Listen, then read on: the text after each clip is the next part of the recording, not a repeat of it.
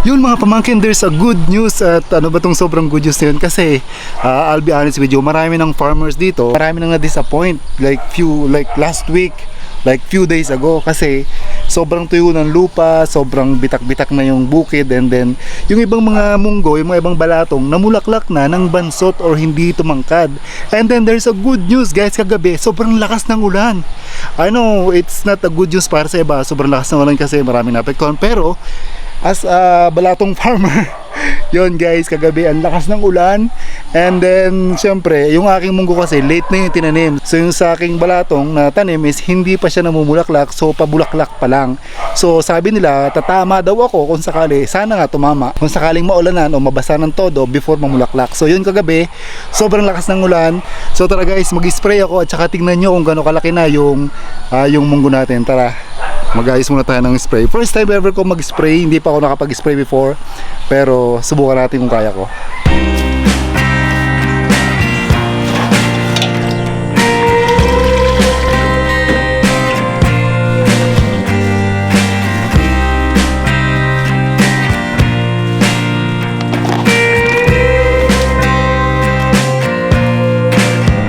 So yung mga pamangkin, sobrang laki na in-improve ng ating munggo. Nung tingnan ko ng isang araw, tingnan nyo green na sa likod ko, kasi nga umulan kagabi ng malakas. Nung isang gabi naman umambon ng medyo okay din. So yan guys, tara mag-spray na tayo.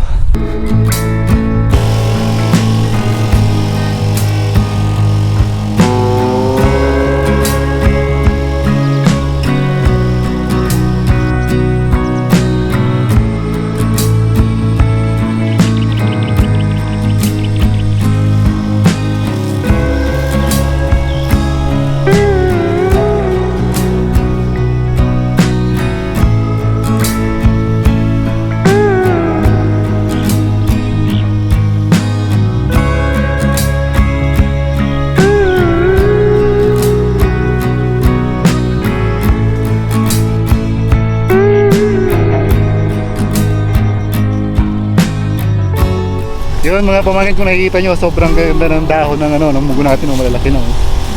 So yan, bibilisan natin ang lakad, kasi dapat pala mabilis ang lakad para hindi masyadong sayang sa gamot, kasi kanina ang bagal ng lakad ko eh. Anyway guys, ang ganda na ng dahon. Tara guys, spray tayo.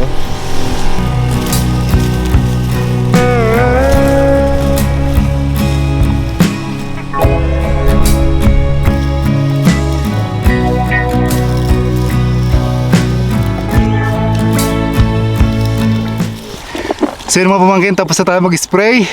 And pakita ko sa inyo kung ano ba talaga actual na itsura ng ating munggo, kasi malapit na silang mamulaklak. Tingnan nyo yung close up itsura, kung anong itsura ng ating munggo. So yan na guys, ang itsura ng ating munggo. Malapit nang mamulaklak, ang gaganda na ng dahon kasi naulanan. So thanks God, naulanan ng ating munggo. Ito ang gaganda ng dahon, gaganda na. Yan, lumaki ang puno nito, kasi pag mas malaki ang puno, syempre mas maraming bunga. Kasi pag nabansot yan, walang bunga yan. Doon sa bandang side doon guys, may gilid ng ng aripit, doon sa may katabi ng mga puno. Ang gaganda ng ang gaganda ng pagkakatubo niya. Pakita ko sa inyo Although may mga pangilan-ilan din mga bansot talaga, yung mga pandak kung tawagin, na hindi na lumaki. Tapos baka mamulaklak na ng medyo maliliit talaga yung puno, pero still mas marami maganda kasi nga umulan. Thanks God of course. Sana tumama tayo guys.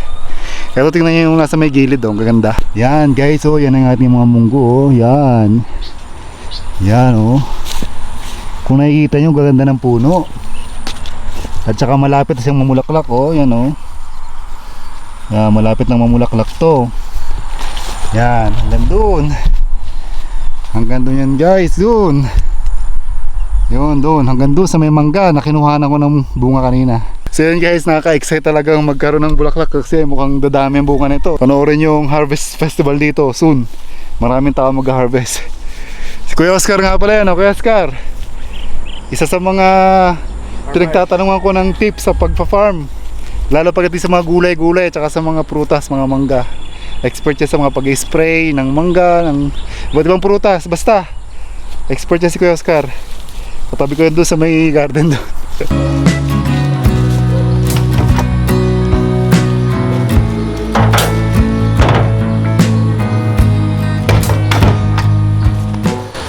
Tapos na tayo guys pag-spray. Pero bago tayo umuwi, videohan natin yung mga puno ng mangga dito na in-sprayan ni Kuya Oscar like few weeks ago.